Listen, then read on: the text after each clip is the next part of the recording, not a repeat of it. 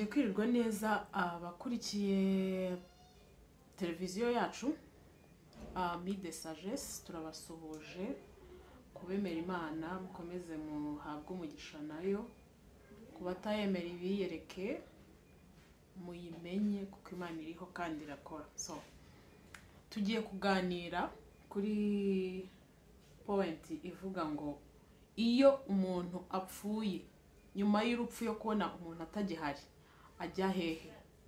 Uyu muntu dushingura tukamuherekeza mu cyubahiro, tukamuherekesha indabo, amarira, agahinda, kandi nibyo nyuma yo ko umuntu atagihumeka atakiri mu mwuka w'abazima uko tubivuga ajya hehe, ubuzima bwe bukomereza hehe. Andi hori yo kuba ashinguye roho ye, wa muntu wavugaga wari intungane warufite character runaka aba ari hehe, aba aruhukiye hehe, cyangwa niyihe si abarimo. Nibyo ngibyo tuye kuganiraho. Uzatubwira cyangwa utwandikire uko byumva. Tubahaye ikaze na karibu ku rubuga rwacu. Dia mujye mutubwira, tubwira ibyo tuganiraho, tugaruke tubivugeho, muduhe ibitekerezo, turahari ku bwanyu. Murakoze. So turi kumwe na Ami agiye kutubwira neza cyangwa tugiye kuganira kuri ibi bintu, adusobanurire nawe uko abyumva, nanjye mfite uko mbyumva, nawe udukurikiye ufite uko byumva. Mwiriwe neza. Mwiriwe neza. Ikaze. Murakoze cyane. Yes, tutizimbye mu magambo rero natangiye mvuga ngo urupfu turabizi ko rubaho kandi uwavutse abagomba no gupfa. Nta kundi niryo geno ryacu ntago twarihindura. Nyuma yuko umuntu atakiri mu mubare w'abahumeka, wowe wemeza ko umuntu aba ari hehe? Jewe iyo umuntu apfuye avuye muri uyu mubiri tuba dufite ku ruhande rwanjye, mva ko ubuzima biba birangiye, nta kindi kiba gisigaye. Iyo wapfuye uba wapfuye nyine, nta bundi buzima, kuko nese uravuga ubuzima nyuma y'urupfu. Igihari icyo nemera yuko nuko roho imurimo yo ntago igipfa. Ijya he iyo roho ibiri? Roho ntitwabasha kuyifata, ntabwo ari ikintu wafata ngo kiraho gifatika. Ngo uvuge ngo wakigira uvuga ngo kiranga, kuko ntaho twagiha ngo kiranu nkuko wageranye n'ibyo tubona mu bumenyi bw'isi kuvuga ngo aha n'ahangaha nta hantu wavuga ngo nahi iri. Ibasohotse muri we bikarangira wakarekeraho kubaho. None se tukiraho roho ni iki?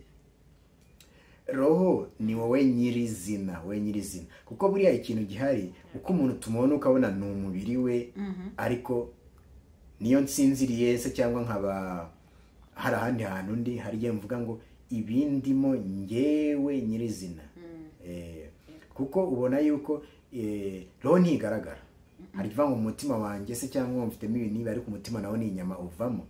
Umutima uva, ushobora kuba umutima wawe warwara bakaba bakubaga, ariko ntibikuraho ubwabo umuntu bwawe gukomeza kuba umuntu. Ibyo rero ni cya kindi kigira umuntu utitaye kuri runo ruhu inyama tubona afite, amagufa afite, uwo ari we w'imbere.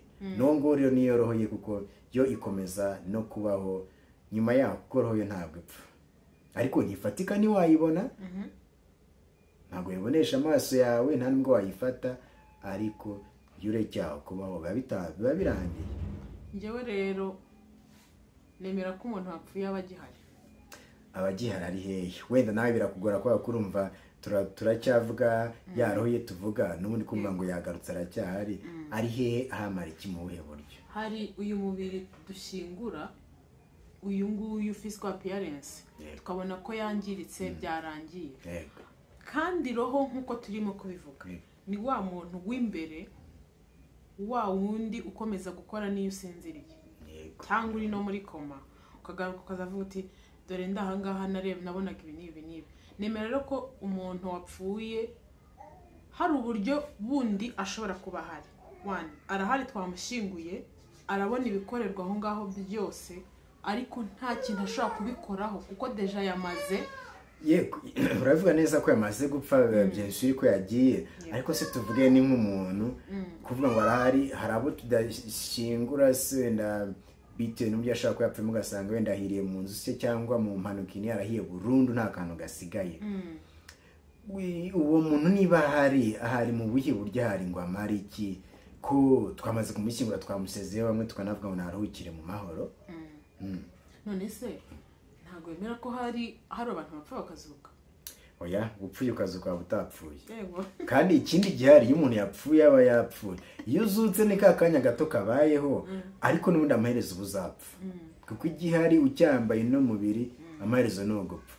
iyo wapfuye urapfa, ibyo kuzuka byo ntabwo bishoboka, ntabwo bibaho. kandi wenda abapfuye bafite bakandika gukoresha ibyo. ijambo ry'Imana rivuga ko abazaba barasinziriye ubwo ni abapfuye, ku munsi w'umuzuko bazazuka. ubwo niba ari uwo batemeye akaguru mu ntambara, wenda bakagatemera hehe, akagaruka mu Rwanda afite kamwe agapfa, nazuka azazuka afite ingingo ze zose. wenda ibyo naringiye kure, ariko rwa rugero rw'uko uwapfuye azazuka. hari igitondo kimwe tuzahura n'abo twabuze. uyu munsi rero nemera ko ashobora kuba ari umubyeyi wanjye, ashobora kuba ari musaza wanjye, ashobora kuba ari inshuti yanjye cyangwa undi muntu uri aho ngaho tuziranye. nemera ko umuntu wapfuye hari iyindi si, ndabyita hari indi si y'abapfu ashobora kuba aherereyemo. yego. none se ubwo dushaka kwibaza, abapfu baramenyana? yego. bahurira bakamenyana. ndetse nk'iyo umuntu ashobora kuba yakwica undi nawe nyuma akiyahura, ubwo bahurira akavuga ati umaze kumwica nawe uriyahuye, bashobora kuba babiganiraho, cyangwa akavuga ati ubwo ntihaberaho izindi ntambara n'ibindi bibazo. ibyo byose ziriyo. wanyishe umva ukaba wamusubiza n'inyuma, sinzi ko wamugarura ku isi ukamwica bwa kabiri. baraganira. ibyo rero byose izo ntambara njyewe nemeza ko ziriyo. kuko niba waranyishe twagiranye amakimbirane nkapfa ukiyahura tukajyana muri iyo si y'abapfu, niduhurira n'ubundi amakimbirane azakomeza. ni ukuvuga ngo rero kwakurukira amahoro ni ikibazo.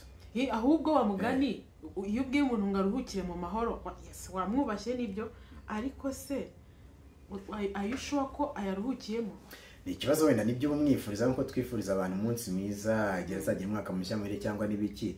ariko rero se koko nyuma y'urupfu, none se niba umuntu abantu rero baba bakomeza no gukura, umuntu yapfuye akiri muto yakaba yakomeza gukura, birashoboka? ngewe ntekereza ko uwapfuye ari uruhinja mu isi y'abapfa akomeza kuba rwo, uwapfuye ari umusore agakomeza kugumana iyo myaka ariho. ntabwo mu isi y'abapfu ntabwo basaza, baguma uko. none se ubwo niba bamenyana cyangwa n'iki, bumva bitaba ari ikibazo. kandi n'ikindi noneho umuntu ashobora kwibaza, genda nakwibaza, abo bapfuye cyangwa niba bapfuye akiri mutoya, nyuma ashobora kuba yaragize barumuna be cyangwa abashyikiwe cyangwa abaki bagakura. kuri uwo muzuko bavuga, bazazuka ari nde mukuru?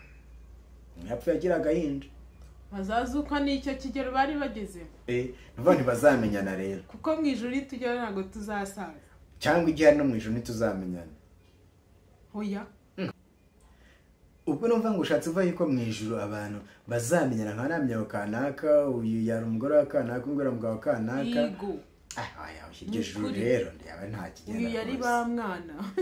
iryo juru ryawe nta kigenda.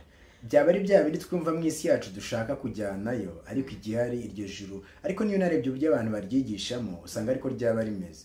zavuga ngo haza hari amata n'ubuki se, cyangwa ibyo twabuze ngo tuzayibonerayo, ngo nta gufungwa, nta kugira gute, nta rupfu, nta byago, nta nzara, kuko ari byo duhura nabyo hano. ariko se mu by'ukuri koko niko bizamera?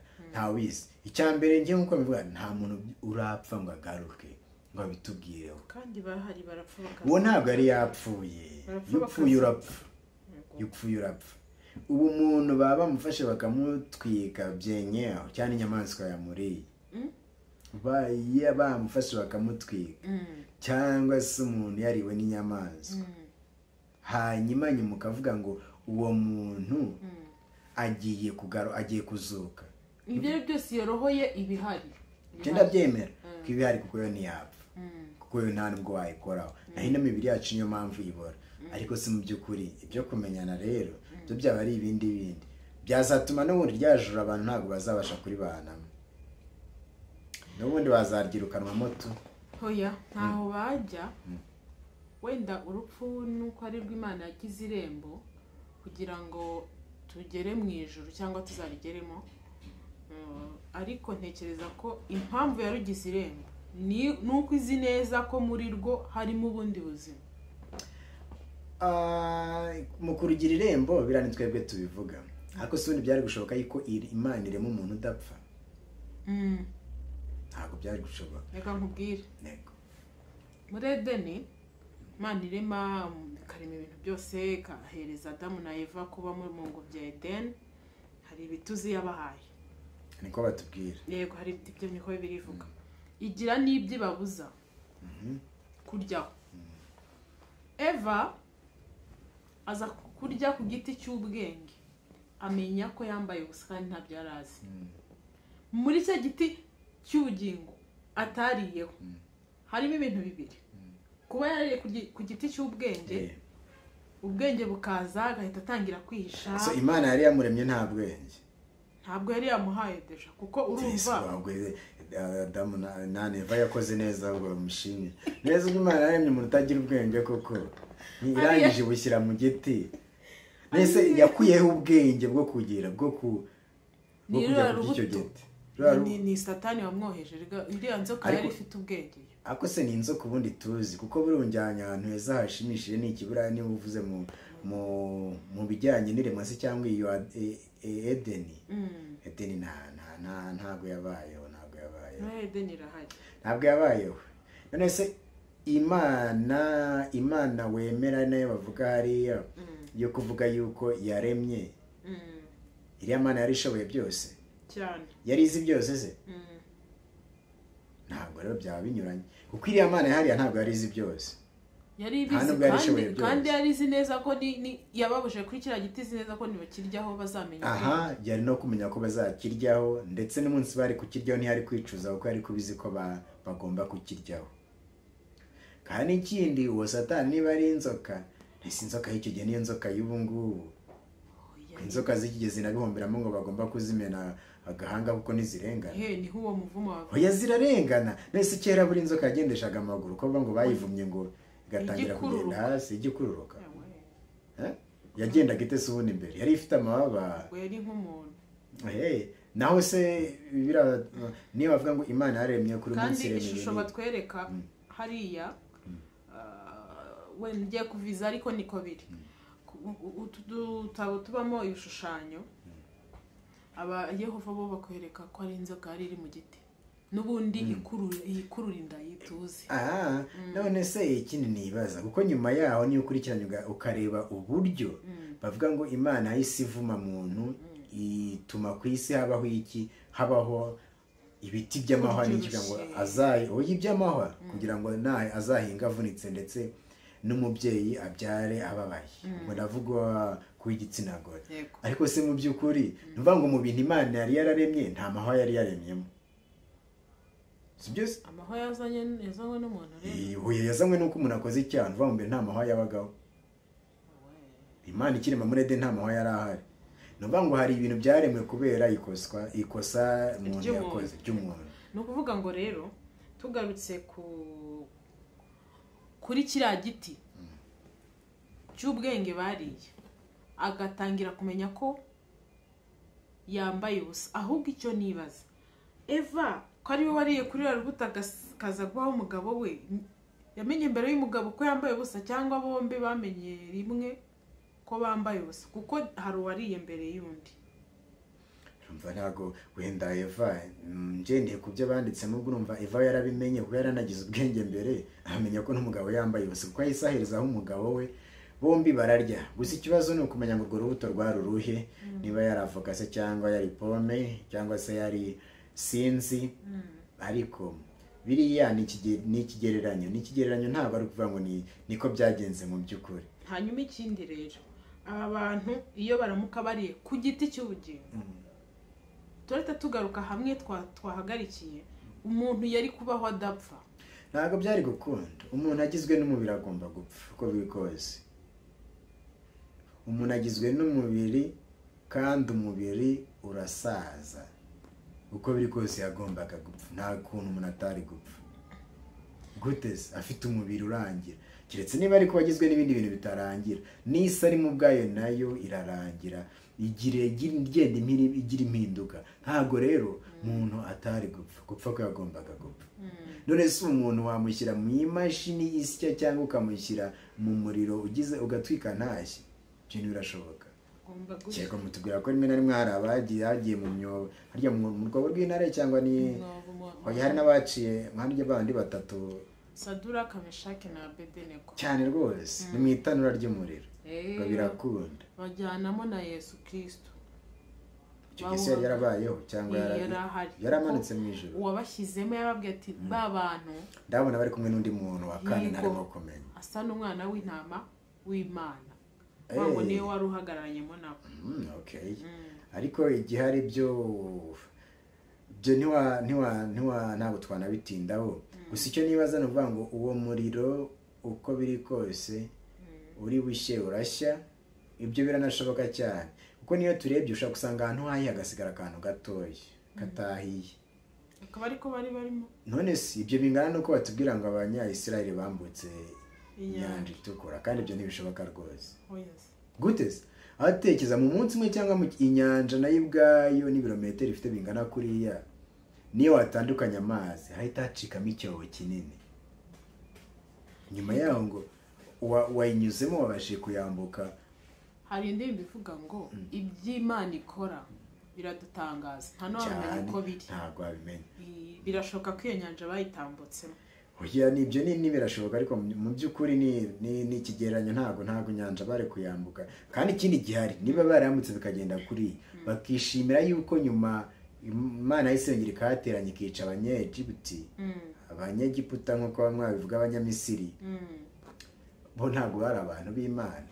Ko Abanyayisiraheli yari abishyize hejuru cyane bakumva ko Imana yari yabo cyangwa ni iki koko. Rero hariya hari uruhande rushaka kwigira Imana yarwo, cyangwa se iratubwe ko ari Abanyayisiraheli ariko se abandi bantu ubundi ahandi bari kuki ubwo bukristo bushobora, ariko twe kuvuga n'ubukristo uko kumenya Imana bo batari babizi, hakaba ubwoko butoranijwe. Aho biraba n'ikibazo na nyuma ya kuko ushiza gusanga bavuze bati nyuma umukiza yaraje aza kubakiza, ariko nyuma bamubamba ku musaraba baza none no kutuzanira kuvuga ngo natwe twagize uruhare mu rupfu rwe, yazize ibyaha byacu. Uyu munsi igihugu cya Isiraheli cyumva kimwe natwe ibi bintu ko tubyumva niko nacyo kibyumva. Oya, ntabwo ariko biri, kuko ntabwo tubyumva. Baracyafitemo n'Abayahudi benshi bagitegereje ko umukiza agomba kuza. Ntabwo Abakristo ari benshi muri kiriya gihugu nubwo bahari, abenshi ni Abayahudi bakiri kuri rya dini n'ubundi Yesu cyangwa Yesu yaje asanga nawe ubwe akaba ari nkaho twavuga ko ari yakuriyemo, kuko ubundi we nta dini afite. Yesu cyangwa Yesu nta dini, intare yo mu muryango wa Yuda cyane nyine nk'uko babivuga, ariko igihari we yaraje ababwira uburyo bundi bushya bwo kubaho. Bamwe barabyemera abandi barabihakana, nuko ubuzima burakomeza kugezana n'ubu. Padiri usoza avuga ngo iri ni iyobera ritagatifu ryo kwemera. So Imana irahari bavandimwe, nuko uburyo twayigishijwemo, uburyo twasobanuriwemo ibijyanye n'ingoma y'ijuru nibwo bwatumye tugira inzira nyinshi tutumvikanaho neza. Hanyuma rero tugaruke kuri wa muntu wamaze kuva muri ubu buzima. Yego, uyu muntu nubwo yagiye ashaka kuba kwicaye iruhande mu buryo mutashobora gukominikana. Wowe ntiwamubona, we sarandeba. Yego. Ibyo ntibibaho. Nta nicyo yakumarira, ariko nese yakumarira iki bimaze iki? Nemera ko ibintu byose ababyigira, ibyo uba wigira byose, ibyo uba wikora byose babireba, agahindugira byose ababireba, ariko ntacyo yabikora, ntacyo bimaze. Nese yipfuye uragenda ukamubona. Yego. Aho ngaho ntabwo twajya. Iyo umuntu apfuye birarangiye, aho roho yageze, cyangwa kuko zira n'imbaraga zitubesha, nicyo twakwita mu Gifaransa n'energy, nta kindi. Energy yo ntifatika. Ariko rero mu by'ukuri umuntu apfuye birangiye. Ibyo uvuga ngo uzamubona, ntabwo abapfuye ntabwo tuzongera kubabona. Byarangiye, nta hantu wamukura. Biriya n'ibyumviro twishyiramo byo kuvuga ngo wapfuye tuzongera kumubona, ariko so wamukura he? Nawe se cyangwa nanjye nimpfa nigeraho sinzamubona. Byararangiye, birangiye, ubwo ubuzima bwarangiye. Nta muntu wapfuye ngo agaruka tubwire uko bimeze, yego natwe nibyo turimo kuvugaho nabyo dushingiraho yuko nta wapfuye ngo agaruke. barahari bageze no muri moruge yawe iyo upfuye urapfa ariko se moruge gute? impamvu yagarutse nuko batamutindije nuko nyine bamutindije muri iyo moruge iyo baba bamushyinguye mu mva ngo ndebe ko avamo ateze hari ababaye nyine ahubwo wenda kwa gusinzira twavuga none yakangutse yari yatangiye kubora birakunda. ese ntabwo wabonye ingero z'abantu muri Bibiliya bari barapfuye Yesu akabazura? Ntabwo yigeze azura umuntu waboze cyangwa Yesu ntabwo yazuye umuntu. nakuri atuva ngo harya ni kwandi yagiye kwa Lazaro agafungura imva ye ngo bakavuga ngo ngo biranuka niko bavugaga. Harya Lazaro ntabwo yongeye gupfa yapfuye neza ubwo urumva yari yazutse byamumariye iki? wazuka byo kuba witeka ariko n'umurazu ukongera ugapfa nuvuga ngo uyu mubiri dufite icyo ugenewe ni ugupfa. Nuriya niba yabashije kuzuka icyo ari kubitubwiraho abitubwiye kuko agarutse mu buzima ntabwo ari budusobanure nk'umupfu ari budusobanure nk'umuntu muzima.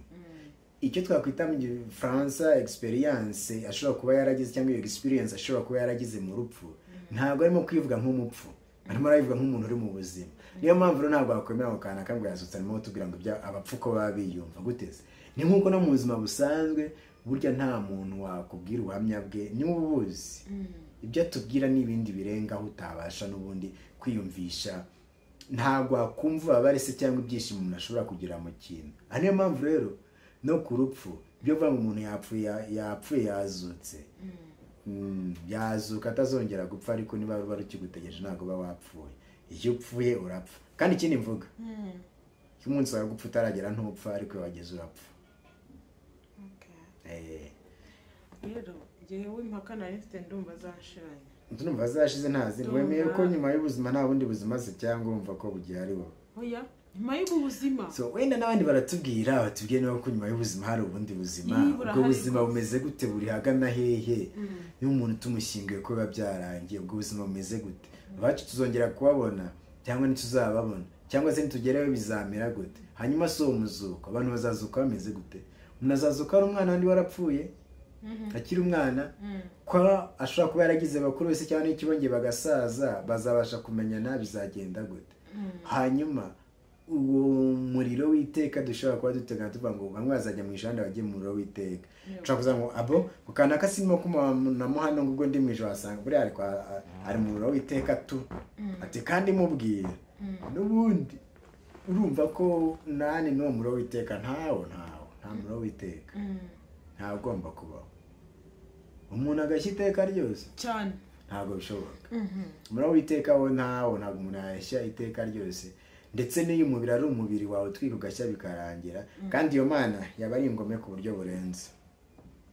Yaba ari ingome kandi umva Imana twizera hari uburyo yavuga neza ati ni nyamwe kandi nyiribambe igatinda kurakara kandi kagira n'ubuntu. Ni nyarukundo ntabwo Imana yacu izatwika abantu ibahora iki ahubwo iriya bira nibyo twiyumvamo twebwe cyangwa kuba umuntu yatinyisha ibyo tuyikora bino ariko ikibi ni cyiza umuntu arakizi kimurimo kiri muri wowe. Rero kuko uzasanga n'umuntu avuga ngo sinkora iki ngiki ngo ntazajya mu muriro w'iteka. Wakoze icyo ugomba gukora bidasabye izo mbaraga zindi zo kumva yuko utinye ugakora icyo ugomba gukora atari kubera amategeko. Hanyuma n'ikindi dushaka gutekerezaho iyo urebye ukuntu tuvuga tuti ubwo buzima ngo umuntu azashya iteka ryose byagakwiye gutera umuntu ubwoba ariko no kubaho iteka byose nabyo ni ikibazo. Kuko ubuzima bwose bw'iteka ubuzima kuko ari hasi hejuru ubwo mu ijuru y'iteka ryose tuhatekereza bitewe n'ibibazo duhura nabyo hano mu isi ndetse twavuga ngo aba bazajya ikuzimu cyangwa mu rutazima ariko se koko Satani Imana haburaga ikingwira irimbure Satani? Ndimo ndakubaza haburaga ikingwira irimbure Satani? Rero ntago mbiziho cyane ariko nziho bikeya. Icyateye Imana kwirukana Satani mu ijuru nuko wa Satani hari n'izina yahoranye ntibuka ni Lucifer tumuvuze mu Gifaransa cyangwa yari umwami w'urumuri n'iki kandi bakaririmba bihagije amajwi yose bakabasha kuririmba ariko rero igihari ibyo byose by'abantu bavuga ntabwo Imana yagize ikindi kiremwa bahangana nacyo yari yariremeye, cyangwa se niba yananiwe kumwica ni uko benda kunganya imbaraga. yego yashatse kwishyira hejuru. Ariko n'ikindi cyakurikiraho hari akandi kantu bajya bavuga, buri Imana yanze kwica Satani kubera ko yimwica yari kwitaba Imana n'ubundi agasubira mu ijuru, ibibazo bikaba ibibazo. Ese yapfa yari ko yitabye Imana, ariko yitabye Imana agasubira mu ijuru, intama ariko giye kavuka. Uretse n'ibyo njye ntago Imana ari ingome nk'uko bayitwigishije. Imana ni inyerukundo, barajya batubwira ngo ni Imana ifuha ngo ntibangikanywa. Ariko sirafuhira nde cyangwa Imana mu mwana mwana n'Imana muntu n'Imana muntu. Ubumana bwayo yaremye byose niyibigenga. Tubaye tuvuga ko ifuha ntaho yabitaniye nanjye cyangwa nawe, ariko umuntu uko aremye mu ishusho yayo niyo mpamvu yabifana nk'umuntu se cyangwa nk'iki. Ariko ikintu gihari biriya umuntu ni nk'uko urabona nko mu Kinyarwanda ameza turavuga ngo afite ukuguru, ihene ikagira ukuguru, umuntu akagira akaguru, urumva, cyangwa se tukavuga ngo umutwe w'ikintu iki n'iki, urumva ibintu tugasanisha na muntu. No ku Mana rero barasanisha ukumva ko muntu ngo Imana igira urukundo, ngo Imana igwa neza, ngo Imana igira umujinya, ngo Imana izahemba. Nese iraguhemba ubundi uri umukozi w'Imana, uri umwana wayo. nese niba uri umwana wayo birasaba yuko uhembwa kuri no mu rugo n'ubundi. Rero ibyo nibyo abantu bayishyiramo ngo ngende umukozi w'Imana, ngo ngewe ngo urakorera Imana. Yabuze iki? Iyo Mana ukorera rero ishobora kuba ifite hari nk'ubumuga yifite, kuko niho wayikorera. Yego, kuko Imana ishobora byose, ifite byose, irashoboye, nta kinanira. Izi byose zazazamuniza hahise, ibindi byose nibyo twiyongera kugira ngo turebe ko twakwiramukira. yego, abantu bazana ayo madini atandukanye nuko bakeneye amaronko aturukamo rimwe na rimwe. Buriya n'insengero ahanini binatujyanayo. Insengero ubona yuko ni gute umuntu ava mu idini akajya mu rindi, hahandi yarari Imana irahabuza ayishakiye ahandi, bigenze bite? kandi twese dusenga Imana, kandi mwese musenga Imana. Icyo mbona ariko rero burya nanone buri muntu wese agira Imana ye, agira Imana ye. yego, Hanyuma rero bigatuma noneho uza gusanga ariyo mpamvu n'amadini agenda yiyongera, ndetse n'icyo buri muntu ashaka kuba yakuramo, agashaka gushinga idini rye, akavuga ati ngiye mvuye aha ndahashinga idini, nderekeza hariya amashinga irindi, hari icyo nzakuramo. Uzitegereze neza, nta Kristo se cyangwa umuyoboke se cyangwa tuvuge umuyoboke w'idini cyangwa itorero wigeze arikiriramo. Gukira kugira ngo rigize ahandi rimugeze. Ariko benshi bakijijwe n'amadini, abayashinze yarabakijije. Bishatse kuvuga ngo rero ni ku nyungu za muntu n'icyo ashaka kwigereraho, akaba ariwo atangira kuvutsa iby'amadini. Ushobora no kwibaza uti ni ukubera iki umuntu avuga ngo ngewe hano muri iri dini ngo kwa kanaka niho mfashwa, umunsi azaba atagiye se bizagenda gute? ikibazo ntabwo ari Imana igufasha, ni uwo muntu ugufasha yo, nava yose bizagenda gute? Ari mpamvu amadini akomeza kwiyongera uko bukeye n'uko bwije, yose afite uburyo abayeho ndetse aranibungabunga, nta kindi agambiriye, kuko Imana ntabwo iba mu madini, ndetse ntabwo ari amadini azajyana abantu mu ijuru. burya ngo urusengero rwa mbere Imana yemera mu mutima w'umuntu, n'ibindi byose turarushywa n'ubusa, kuko Imana ntabwo avuga ngo ntabwo ikeneye amadini ntabwo yakeneye. Hari n'ikintu gitangaje, na Yesu se cyangwa Yezu ubwe nawe nta dini yabayemo, ariko wenda ngo hari iryo yashinze ariko ntiyaribayemo. Yavuze ati, yabwiye Petero ati wari Petero kandi kuri we niho nzubaka urusengero rwanjye, ariko ntabwo yaribayemo, yaryubatse ariko ntiyaribamo. Gusa n'igitangaje nuko ababwiye ngo aragiye ngo araje abatware, bagategereza bakarinda niyo bapfuye, nawe na n'abantu bakaba bagitegereje ko agaruka ngo abatware. Nicyo kibazo. Ariko ikintu gihari ni uko iyo urebye ntabwo muntu ayo madini ntabwo icyo amufasha cyane nk'uko yavugaga bwa mbere ni mu mutima we. yego mu mutima we. Kuko bitari ibyo ntago amadini tuvuga se cyangwa n'abantu bayabamo ibibi tubona hano mu isi, ibikorwa bibi bikorwa n'abantu kandi abantu nibo baba mu madini. Wakwibaza uti ayo madini yaba bamariye iki? Niba kwicana bibaho kandi abantu baba mu madini bikorwa n'abo madini, abantu bakibana, abantu bakagira bate bakangana, si bikorwa n'abo mu madini? Ayo madini nta kindi amaze. Abo oya ivuze abakristo ari ababipfuye, ntabwo ari abakristo, abayoboke b'amadini, kuko amadini yose ntabwo ari abakristo. Yego ma abayoboke agira ni abayoboke, ko ari abayisilamu, ababudisita, ya gakondo, abaki bose ayo yose ni amadini. Kuko hari abatemera Kristo, hari abatemera Yesu cyangwa Yesu, hari abatemera Muhammad, hari abatemera gakondo, buri wese mu idini arimo. Nutagira aho yitwa ngo arasengera se cyangwa n'icyo, ariko nawe afite idini ry'uko biri kose. Rero ni abayoboke b'amadini.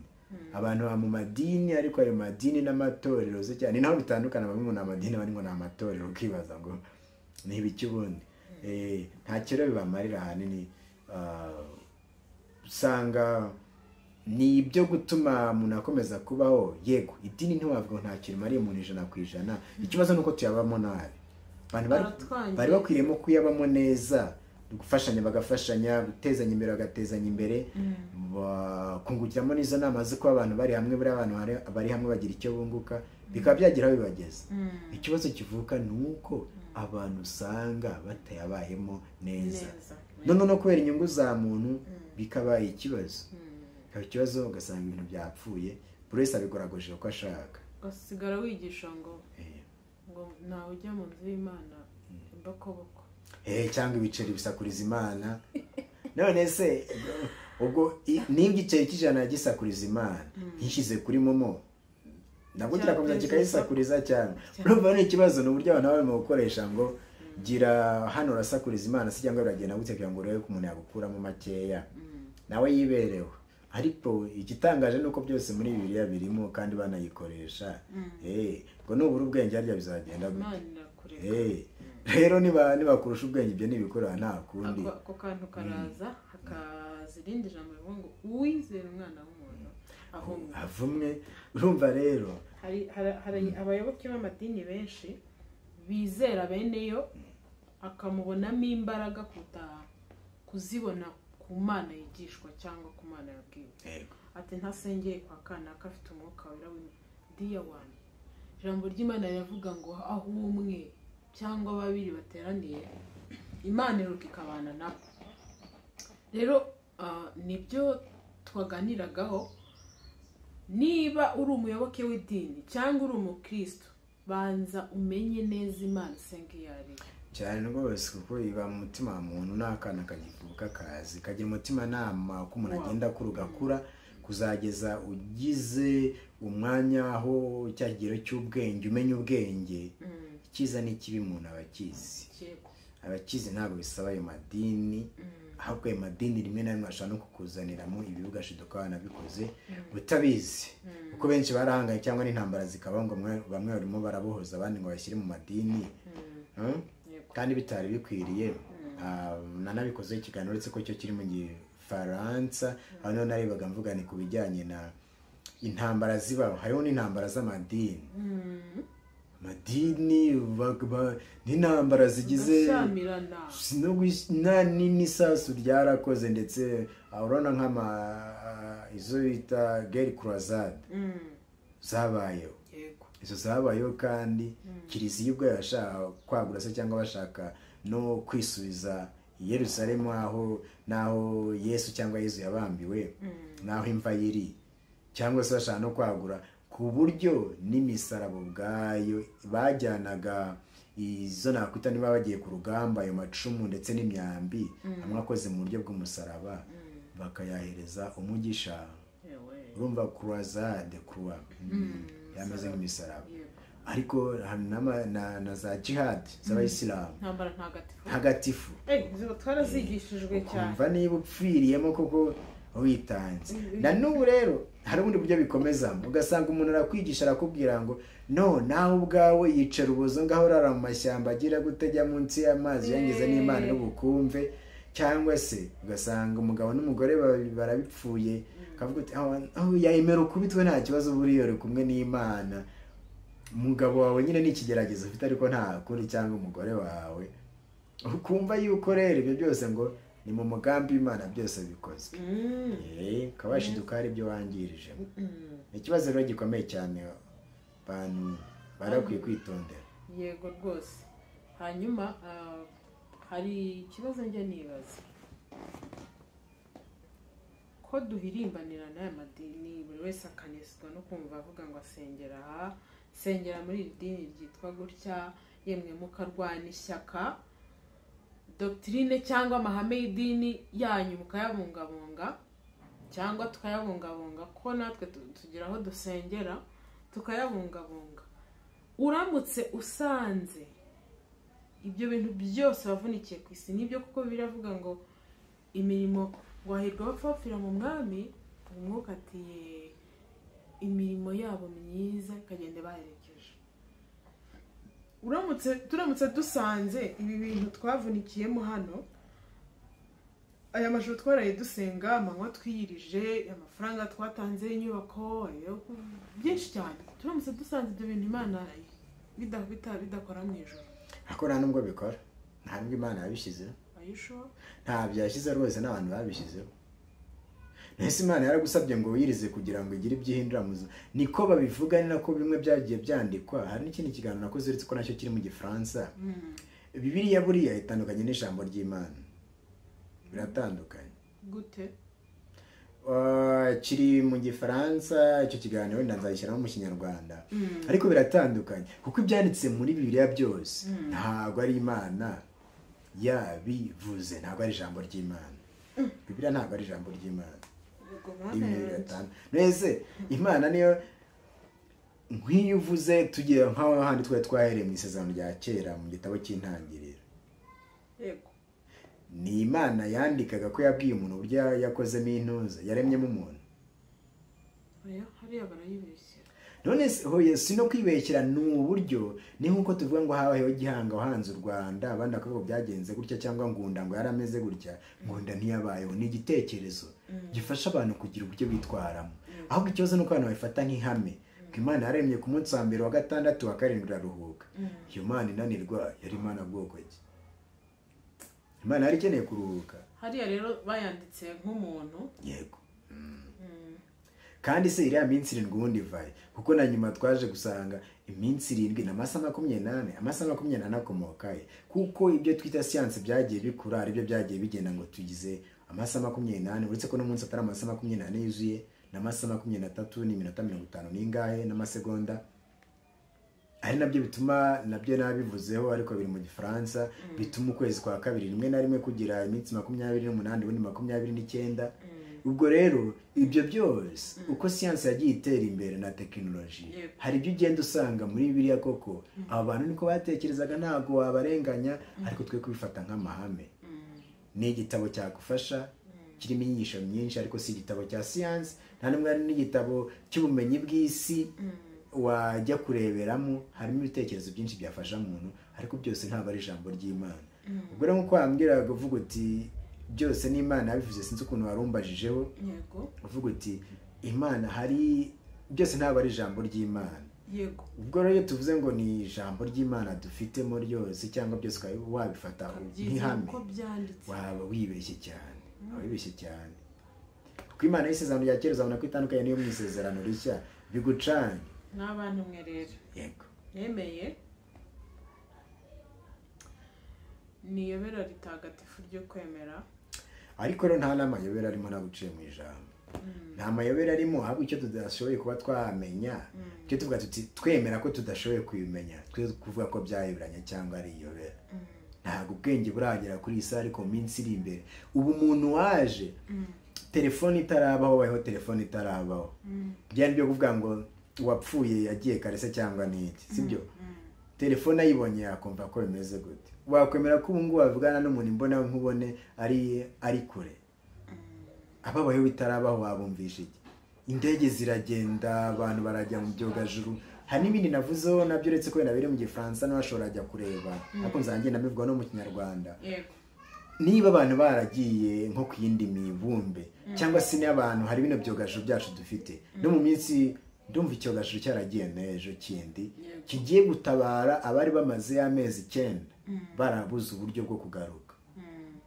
Naribazaga nti ubundi isi iramutse irangiye bo bigenda gute abantu bari hanze y'isi ko kiratubiraga ngo isi zarangira ngo n'isi zarangira ngo umuriro ngo ibiki abantu baboroge ngo ibitare bigere bite bo byagenda gute none ubu ngubu bagiye gutabarwa kugira ngo bagaruke ku isi abandi nabo bakomeza akazi. Iyi internet tubona communication tukabona televiziyo turazireba neza ibintu byacu byose bibitse ku konti abantu bafite mu mabanki n'ibiki byose. Iyo internet irakora neza ayo masatelite dukoresha hari abayitaho banayacunga kandi biri kuri iyi si biri mu kirere. Shatse kuvuga ngo rero isi iragenda ihinduka. Ibyo tuvuze ngo niyobera ku rugero rwacu aho tutaragera mu minsi izaza hari abandi bazabigeraho hari abandi bazabishobora. Twaba tubyisiyobera gutya ariko ntago biyoberanye nuko ubwenge bwacu ntibuhagera. Ubwo nidufata umwanya tumenye ukuri cyane munaze tube Ami de Sagesse twese tuze tujye mu muryango tuganire birambuye turebe ibitekerezo byiza tunafashanye. Twese buri wese afite icyo yazana buri wese afite icyo yatuzanira nta umenya byose buri wese abazi dukeya tukaganira tukungurana ibitekerezo bikadufasha kubaho ndetse tukagira n'ibyo twasigira abandi bose bakabimenya nanjye nkagira ibindi nungukiraho kuko nanjye nibeshya kuri byinshi nanjye byamfasha nkagira ibindi nabungukiraho namwe mukazana ibindi nuko niko bimeze nta kindi kidasanzwe ahubwo abantu nitwe turemereza ibintu muri rusange nicyo navugaho. Sinzi niba hari ikindi kibazo cyangwa se ibintu byose bimeze neza abandi batwandikire muri commentaire. Warigiye kuvuga ndabashimiye yego tegereje nawe ibitekerezo byanyu muri commentaire hanyuma tukazagaruka nabyo tubiganiraho kandi n'ukuri mubyiteho mwabantu mwe nimubanze mumenye ukuri shakisha ukuri kandi uko kuri niko kuzaba batura.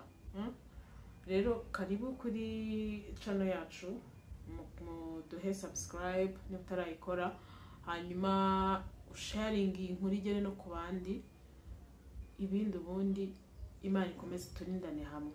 Yego murakoze cyane. Yego nawe utaha abandi nakagaruka uko abandi bavuga hanyuma dukomeze kubana kandi tungurana ibitekerezo. Imana ibarinde. Murakoze cyane.